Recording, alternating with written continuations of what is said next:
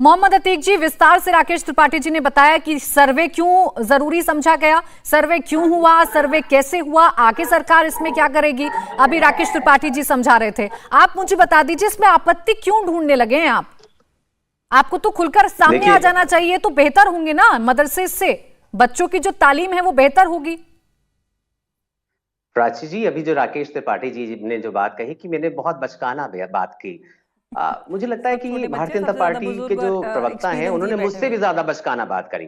वो इसलिए क्योंकि वो मीडिया से नहीं आते, मैं मीडिया से आता हूँ, 20 साल मैंने मीडिया में काम किया है। कोई भी शो शुरू होता है उसका बेसिक फैब्रिक तय करने, सब्जेक्ट जिसको कहते हैं, वो स्क्रिप्टेड नहीं है। ये जो डिबेट हो रही है स्क्रिप्टेड नहीं है।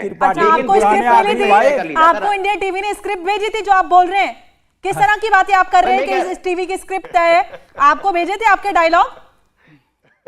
आपको डायलॉग भेजे गए थे? सुना ही नहीं मैंने क्या कहा। आपने कहा ना इस टीवी की स्क्रिप्ट है, शो की स्क्रिप्टेड नहीं है। आपने ये कहा कि इस टीवी शो की स्क्रिप्ट तय है। ये डिबेट स्क्रिप्टेड नहीं है। लेकिन जिस तरह की बातें करते हैं आप, मुद्दे पे बोलने के लिए आपके पास कुछ है तो बोलिए। आप वैसे ही भोंडे लग रहे हैं क्योंकि आपके पास कोई मुद्दा, कोई आधार, कोई फैक्ट है नहीं। अच्छा मोहम्मद अतीक जी बताइए, छोड़ दीजिए, चलिए हम टीवी डिबेट कैसे होता है कैसे नहीं होता है इसे छोड़ देते हैं। एक सेकंड रुक जाइए, वर्षों से इनके साथ बचकाना लग रहा है। मोहसिन रजा बचकाने, राकेश त्रिपाठी बचकाने, बुजुर्ग आप हैं। अतीक जी मुझे एक बार बता दीजिए, मुझे समझा दीजिए, एग्जाम्पल के साथ समझाइएगा ताकि क्लियर हो जाए और आपकी बात लोगों तक पहुंच पाए कि ये जो 12 पॉइंट्स थे या ये जो सर्वे हुआ है, ऐसा कोई भी घटना आपके सामने निकल कर आई उत्तर प्रदेश से जिसमें आपको लगा हो कि ये सरकार पक्षपात कर रही है, ये सरकार मदरसा संचालकों को परेशान कर रही है या मदरसों को बंद करना चाहती है? देखिए, इस पहले से जो सरकारी मदरसे हैं उनको जो अनुदान दिया जाना था, सरकार तो उनको तो वो अनुदान दे ही नहीं पा रही है। सबसे बड़ी बात तो ये, और आसाम का एग्जाम्पल हमारे सामने ही है। भारतीय जनता पार्टी की सरकार है वो वहां पर अलग तरीके से मदरसों को बर्बाद कर रही है। भारतीय जनता पार्टी की दूसरी सरकार जो उत्तर प्रदेश में अलग नीति अपना कर मदरसों को जो है बर्बाद करने की कोशिश कर रही है। अरे कैसे मोहम्मद अतीक जी, आप यही तो नहीं समझा पा रहे मुझे, मैं बार बार आपसे यही जान रही हूँ कि कैसे। मैं कह रहा हूँ प्राची जी, जरा सर्वे रिपोर्ट आने दीजिए, सरकार की नीति आपके सामने आ जाएगी। आप खुद से कैसे सोच लेते हैं मोहम्मद अतीक जी? मैं आपसे उदाहरण मांग रही हूँ तो आप मुझे उदाहरण नहीं दे रहे। एक्सपीरियंस वाले लोग ज्यादा आपसे मैं उदाहरण मांग रही हूँ, आप मुझे उदाहरण नहीं दे रहे। आप बैठकर सिर्फ ये सोच लेंगे कि कल आसमान गिर जाएगा, जमीन फट जाएगी, ऐसे तो नहीं होगा ना सोच लेने से। उदाहरण दीजिए, बताइए मुझे, फिर मैं पूछूंगी राकेश त्रिपाठी जी से और मोहसिन रजा जी से कि क्यों किया उन्होंने ऐसा।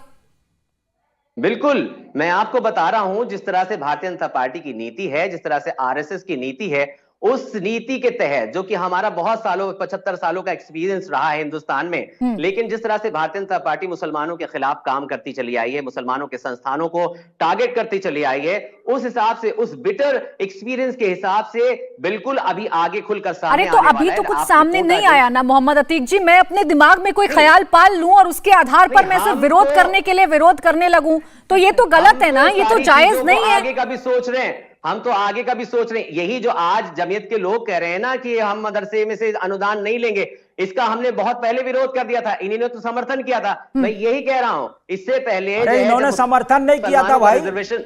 ये जो है अनुदान लेने के हमेशा ये लोग विरोधी रहे निजामिया मदरसे। मैं कह रहा हूं ना, आपने सर्वे का समर्थन किया था, हम तो सर्वे के खिलाफ हैं। तो मैं सर्वे में दिक्कत क्या है, दिक्कत बताइए ना। हमारी नीति बिल्कुल स्पष्ट है। दिक्कत नहीं बता पा रहे मोहम्मद अतीक जी, हम सब मिलकर आपसे समझना चाह रहे हैं कि पॉइंट्स बता दीजिए मुझे। आप दिक्कत समझ नहीं पा रही हैं। अच्छा समझाइए, हमें विरोध के लिए विरोध करना है, इसके मैं आपको पूरा समय दूंगी अतीक जी, मैं पूरा समय दूंगी। मेरे मेहमान भी इंतजार कर लेंगे क्योंकि जनता भी जानना चाहते हैं, मेरे मेहमान भी जानना चाहते हैं। बताइए पॉइंट नंबर 1 के बाद भी अगर आप समझ नहीं पा रहे, पॉइंट नंबर 1 बताइए, घुमाइए मत। पॉइंट नंबर 1 आप थोड़ा इलेबोरेट कीजिए ना, यहाँ पे बहुत छोटे बच्चे बचकाने लोग बैठे हुए हैं, आप बहुत ज्यादा एक्सपीरियंस। पॉइंट नंबर 1 बताइए सर, मैं सुन रही हूँ, बताइए। देखिए प्राची जी, भारतीय जनता पार्टी की सरकार शुरुआत से जो है मुसलमानों की शरीयत नहीं सर, मैं ये नहीं जान रही कि भारतीय जनता पार्टी की सरकार क्या कर रही है। मुझे बताइए इस सर्वे से दिक्कत क्या, कोई एग्जांपल बताइए, उदाहरण बताइए मुझे उत्तर प्रदेश का। सर्वे यही है कि ये हमारे जितने भी मदरसे हैं उसको आने वाले वक्त में हमारी फंडिंग पे टारगेट करेंगे उनको। आपने पहले से ही सोच लिया ना, दिक्कत यह है मोहम्मद अतीक जी, आप दिमाग में बैठाकर बैठे हुए हैं और यही आप जनता के सामने परोस रहे हैं। उदाहरण दीजिए मुझे, वरना ऐसी बातें मत करिए। मोहसिन रजा जी, मोहम्मद अतीक जी का जो पॉइंट है, पॉइंट इस बात को लेकर है कि आपकी नीतियां ऐसी रही हैं, आपने किया हमेशा ऐसा काम है कि आप मुसलमानों को टारगेट करते हैं। अब अगर आप कुछ भलाई भी करेंगे तो यकीन नहीं होगा मुसलमानों को। देखिए प्राची, सबसे बड़ी बात यह है कि जिस तरह से अतीक साहब बोल रहे हैं, इनकी बातों से आपको एक चीज तो साफ नजर आ रही है कि क्या चीज कहना चाह रहे हैं। ये बहुत खुल के ये विरोध भी कर रहे हैं, लेकिन कहीं ना कहीं बचाव में कुछ ऐसी बातें कर रहे हैं कि नीतियां नहीं सही हैं। तो आदरणीय प्रधानमंत्री नरेंद्र मोदी जी का जो नारा है कि एक हाथ में कुरान एक हाथ में कंप्यूटर, तो मौलाना अबुल कलाम आजाद साहब पहले शिक्षा मंत्री हुए थे देश के। वो ये लोग बताते हैं कि वो मदरसे से भी पढ़े हुए थे और शिक्षा मंत्री भी थे देश के। नहीं, वो मदरसे से ही पढ़े हुए 70 साल से कितने बच्चों को डॉक्टर इंजीनियर बना दिया इन्होंने, कितने बच्चों को IAS IPS बना दिया। ये धर्म की शिक्षा से मुख्य धारा में जोड़ने का जो इनका ढोंग है वो पूरा नहीं हो पा रहा है और अब इनकी दुकानें नहीं चल पा रही हैं, इनकी ठेकेदारियां बंद हो गई हैं। हम चाहते हैं कि हमारे समाज के बच्चे भारतीय जनता पार्टी, आदरणीय मोदी जी और आदरणीय योगी जी ये चाहते हैं मुख्य धारा से जुड़े ये बच्चे, ये देश और प्रदेश मोहसिन रजा साहब, मैं तो आपकी लड़ाई लड़ने की कोशिश कर रहा हूं।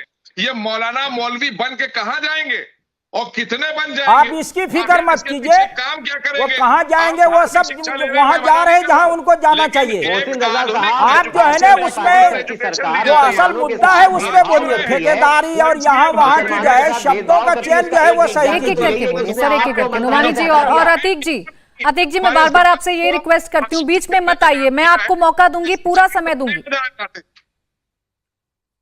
रजा जी बात कंप्लीट करिए।